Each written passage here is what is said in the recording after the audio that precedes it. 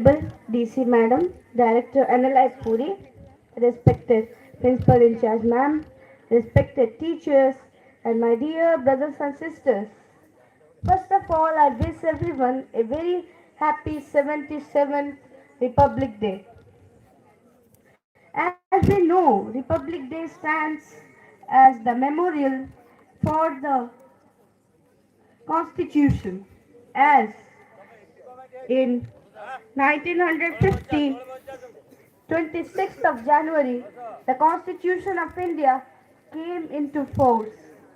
This day also reminds us of the great freedom fighters who sacrificed evenly their lives for